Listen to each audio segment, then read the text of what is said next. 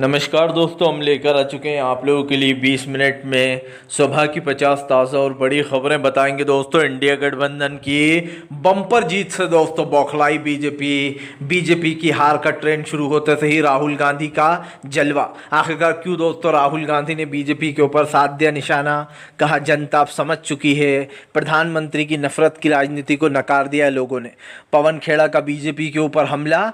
पवन खेड़ा ने कहा कि फिलहाल इंडिया की जीत का ट्रेंड शुरू हुआ है और बीजेपी की हार का सिलसिला अब नहीं रुकने वाला। और कैसे दोस्तों इंडिया गठबंधन आने वाले समय में और भी मजबूत होगा, बताएंगे क्या है फैक्ट। तमाम मुद्दों पर करेंगे बात दोस्तों। 2 दिन से वैसे भी मैंने कोई वीडियो नहीं डाला था, आज बात करेंगे दिन भर की खबरों पर, क्या खबरें निकल कर आ रही हैं। उससे पहले हमारे चैनल को ज़रूर सब्सक्राइब करा करिए दोस्तों, और न्यूज़ ज़रूर देखा करिए दोस्तों। रोज़ सुबह जो है 6:30 के बाद अपलोड हो जाता है, तो ज़्यादा देखा करिए। तो बढ़ते हैं सबसे पहली खबर की ओर। दरअसल दोस्तों सबसे पहली जो बड़ी खबर निकल कर आ रही है, इंडिया गठबंधन की बम्पर जीत से बौखलाई मोदी सरकार। दरअसल दोस्तों कल का दिन देखने लायक था, जहां हम लोग ने एक बार लोकसभा में मज़े उठाए बीजेपी की हार के, वहीं एक बार दोस्तों हमें फिर से ये देखने को मिला कि उपचुनाव में इंडिया गठबंधन का डंका बजा। जिस तरीके से नरेंद्र मोदी की सरकार कमज़ोर होती चली जा रही है दोस्तों, और इंडिया गठबंधन की मजबूती साफ दिखाई दे रही है, इसको कोई दोस्तों नज़रअंदाज नहीं कर सकता। हमने 2 चीज़ों को नोटिस किया, चाहे सरकारें यहाँ की ख़राब हो या विदेशों की। अब की बार सारी सरकारें बदल गई, चाहे हम फ्रांस की बात करें, यूएस की बात करें दोस्तों, हर एक इंसान ने ऐसी सरकार को उठाकर बाहर फेंक दिया जो महंगाई, गरीबी, बेरोजगारी और नफरत फैला रहा था। आगे चर्चा करेंगे इन 2 देशों के बारे में, लेकिन बात हो रही है इंडिया गठबंधन की। दोस्तों बहुत कम समय में इंडिया गठबंधन ने ये साबित कर दिया कि अगर पूरी शिद्दत के साथ कोई सा चुनाव लड़ा जाए, और दोस्तों ये चुनाव सिर्फ जनता के लिए लड़ा जाए, तो ये चुनाव जीतना कोई मुश्किल बात नहीं है। क्योंकि जब बात दोस्तों देश की जनता और नरेंद्र मोदी के अहंकार की होगी, तब जो है इंडिया गठबंधन जीत हासिल करेगा।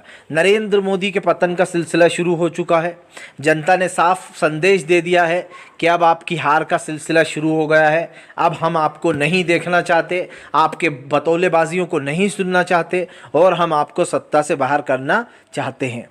आपको बताते चलें दोस्तों, अगली जो बड़ी खबर निकल कर आ रही है, ईडी को लगाई जोरदार फटकार। सुप्रीम कोर्ट ने मोदी सरकार के ऊपर एक और करारा तमाचा।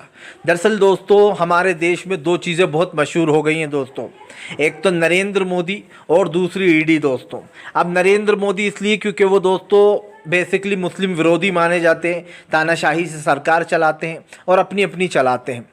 ईडी इसलिए जानी जाती है कि नरेंद्र मोदी का ही ईडी को एक वेपन माना जाता है, यानी कि हथियार, कि नरेंद्र मोदी ईडी को हथियार की तरह यूज़ करते हैं।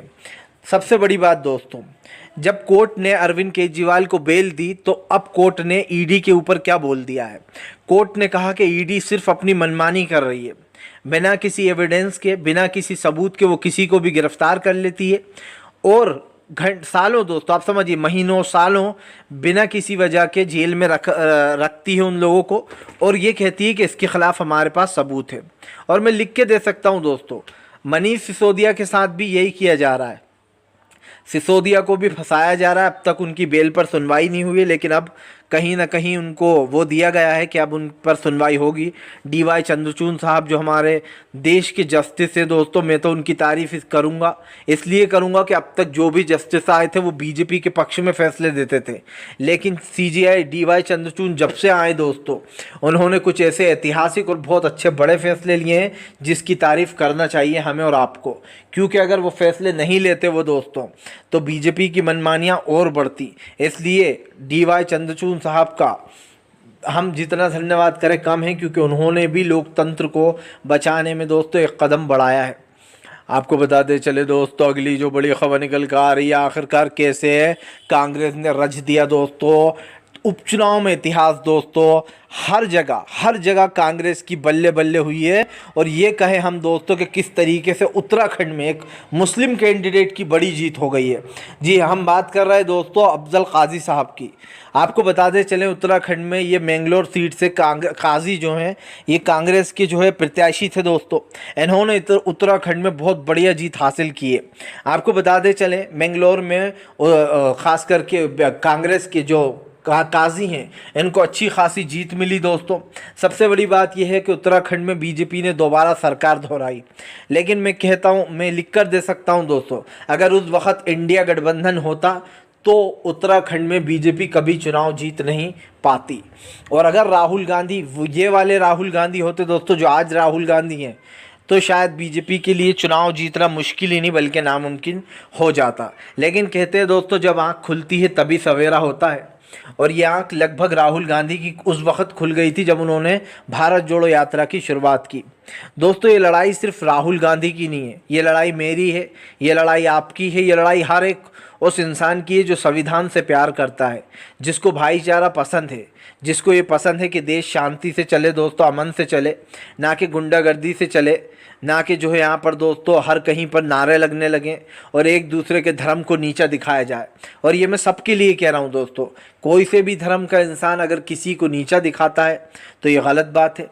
लेकिन उससे भी बड़ी बात कि हमारी देश की जनता में ये है ही नहीं, ये ओछा और टुच्चापन। हम लोगों में प्यार है जो हम एक दूसरे को बांटते हैं दोस्तों, और वो प्यार बरकरार रहेगा अगर इसी तरीके से हमारा देश प्यार और मोहब्बत से चलता रहे। आपको बताते चले दोस्तों, आखिरकार ऐसा क्या हुआ कि भारत के साथ साथ विदेशों में भी हो गई दोस्तों मुस्लिम विरोधियों की करारी हार। क्यों आखिरकार दोस्तों फ्रांस और यूएस पचा नहीं पा रहे हैं इस हार को? दरअसल दोस्तों, ये सिर्फ भारत में ही नहीं बल्कि दोस्तों हर एक उस देश ने नकार दिया अब की बार उस राजनीति को जो देश में मुस्लिम विरोधी नारे लगाते हैं या फिर मुसलमानों को गलत बताने की कोशिश करते हैं। दो एग्जाम्पल दूंगा आपको। जब ऋषि सुनक यूएस के राष्ट्रपति बने तो कुछ अंधभक्त आए और कहने लगे, तो देखो हाथ में मौली पहन रखी है, ये असली हिंदू है ऋषि सुनक, जो विदेश जाकर भी हमारे देश की संस्कृति नहीं भूला। कुछ मोदी भक्त बहुत खुश हो रहे थे। लेकिन अब की बार दोस्तों ऋषि सुनक की ऐसी बुरी हार हुई कि सब देखते रह गए। इसका रीज़न मैं आपको बता दूं, ऋषि सुनक भी कहीं ना कहीं मुस्लिम विरोधी पंथक पर चलने लगे थे दोस्तों। यही नहीं, ऋषि सुनक के आने के बाद महंगाई यूएस में डबल तिबल हो गई थी और महंगाई लगातार बढ़ती चली जा रही थी। वहाँ की जनता ने नफरत की राजनीति को नकार दिया। अब इससे भी बड़ी हार किसकी हुई है? फ्रांस की दोस्तों। फ्रांस में लेफ्ट पार्टियों ने एक हफ्ते के अंदर ऐसा जादू कर दिया कि लोग देखते रह गए। फ्रांस का जो मैनुअल मैक्रो है दोस्तों, वो एक मुस्लिम विरोधी है और उसके तमाम सांसद वो मुसलमानों के ख़िलाफ़ आग उगलते हैं, चाहे वो उनके हिजाब की बात हो या फिर नमाज की बात हो, तमाम चीज़ों पर ये लोग आग उगलते हैं। लेकिन दोस्तों अब की बार फ्रांस की जनता ने इनको बता दिया कि जो लोग मुस्लिम बयान देकर ये सोचते हैं कि हम चुनाव जीत जाएंगे और लोग इससे खुश होंगे कि देखो बढ़िया मुस्लिम विरोधी जवाब दे रहे हैं, चलो इनको जिता देते हैं। लेकिन दोस्तों जो इंडिया में राहुल गांधी ने कर दिखाया, बीजेपी को हराकर, नफरत की राजनीति को हराकर, वही दोस्तों फ्रांस की लेफ्ट पार्टीज ने एक हफ्ते के अंदर गिले शिकवे भुलाकर एक हो गए। जैसे भारत में इंडिया गठबंधन बना वैसे फ्रांस में बना। और दोस्तों उन लोगों ने मैनुअल मैक्रो को रोक डाला और उसको बता दिया कि जो लोग मुस्लिम विरोधी बयान देते हैं या फिर सिर्फ मुसलमानों के कंधे पर रखकर चुनाव जीतना चाहते हैं, ऐसा नहीं होगा। क्योंकि दोस्तों अगर चुनाव सच में जीतना है तो आप अच्छे काम करो, आप बताओ देश को कि आपने अपने 10 साल के कार्यकाल में क्या किया। ये मैं नरेंद्र मोदी से कह रहा हूँ, आप बताइए। ये मत कहिए कि इधर मंदिर बना, इधर मंदिर बनेगा, इस मस्जिद को गिरा दो। ये मत कहिए कि उधर कब्रिस्तान है तो इधर शमशान भी बनेगा। ये आप नफरत फैला रहा हो। आप खुलेआम कह रहा हो कि अगर कांग्रेस आ गई तो वो दूसरों के मंगलसूत्र छीनकर ज़्यादा बच्चे वालों में और घुसपैठियों में बांट देगी। ये इस देश का प्रधानमंत्री है। ऐसी भाषा हमने पहले कभी नहीं सुनी दोस्तों। मैं पहले भी कहता हूँ कि मैं पहले के लोगों के पुराने वीडियो देखता रहता हूँ। मैंने अटल बिहारी वाजपेयी साहब को भी देखा है, पुराने जो थे उनको भी देखा। कभी किसी ने इस नफ़रत का भाषा का यूज़ नहीं किया। जबकि अटल बिहारी वाजपेयी तो इतने ज़्यादा पॉपुलर थे, तब भी वो मुसलमानों का सम्मान